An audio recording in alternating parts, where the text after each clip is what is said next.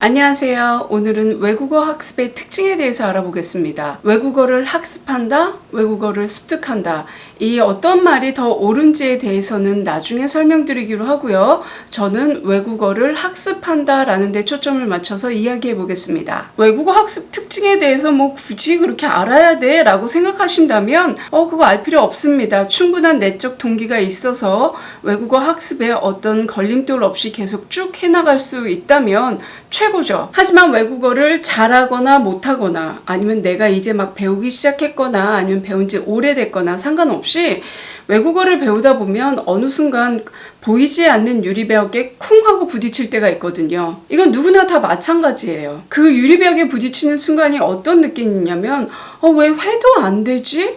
왜 내 실력은 늘지 않을까? 나는 왜 이렇게 못하는 걸까? 라는 부정적인 생각이 많이 들면서 그 부정적인 감정이 나의 내적 동기, 외적 동기를 깎아먹고 그 자리에 주저앉게 만들죠. 그리고 이 순간, 유리벽에 부딪히는 순간은 외국어를 배울 때 훨씬 더 많이 다가옵니다. 다른 것들을 배울 때는 그렇게 유리벽에 부딪히는 느낌이 많이 안 들어요. 근데 유독 외국어를 배울 때만큼은 정말 보이지 않는 유리벽이 상당히 많습니다. 그래서 이 외국어 학습의 특징을 알게 되면 여러분들은 주저앉거나 포기하거나 탁 놔버리고 싶은 이 순간에 다시 마음을 재정비해서 학습 권태기를 이겨나갈 수 있습니다. 그렇다면 외국어 학습은 어떤 특징이 있을까요?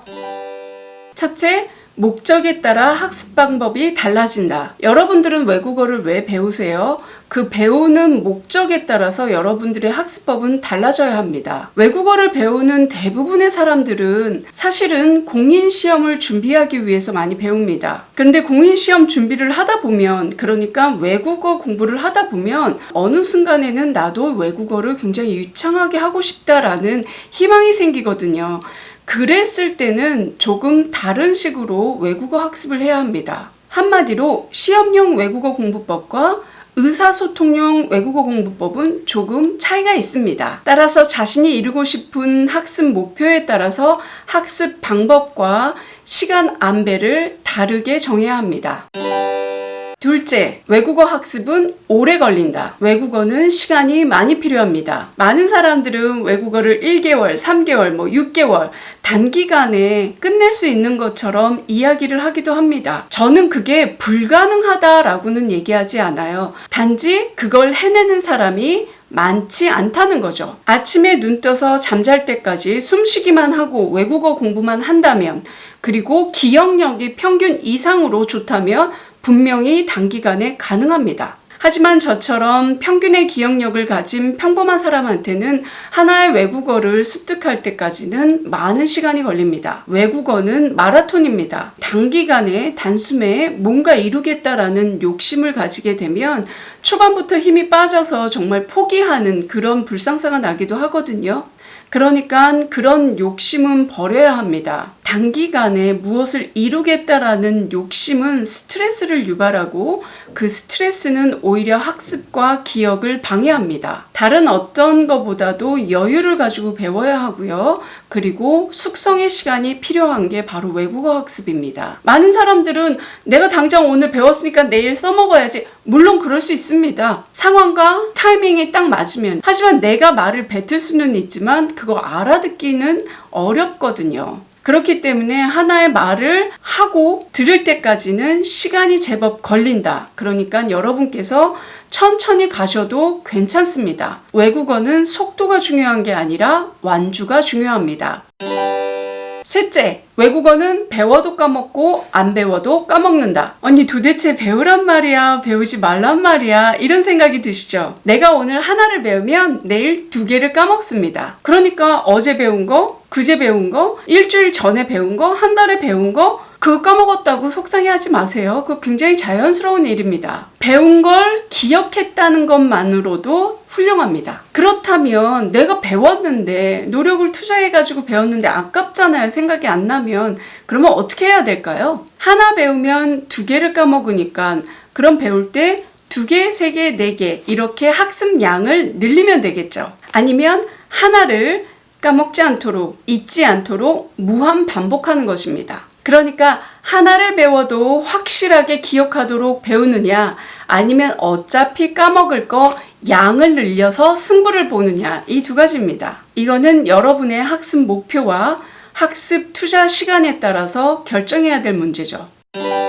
네 번째, 반복이 생명이다. 앞서 말씀드린 대로 외국어는 까먹자고 배우는 거다, 이렇게 생각하면 마음 편합니다. 그렇게 우선은 마음을 편하게 한 다음에 까먹고 잊은 것을 반복하는 게 중요합니다. 오늘 같은 단어를 10번, 100번, 1000번 반복하는 것보다 그 단어를 열흘, 100일, 1000일을 반복하는 것이 좋습니다. 그러니까 외국어는 시간의 텀을 두고선 반복하고 기억하는 그 숙성의 과정이 반드시 필요합니다. 한번 배우지 않은 것은 까먹지 않고요. 까먹지 않으면 배울 수 없는 게 외국어입니다. 그렇게 까먹었을 때 반드시 반복을 해야 되죠. 반복의 힘은 결코 무시할 수 없습니다. 모든 학습의 기본은 반복입니다.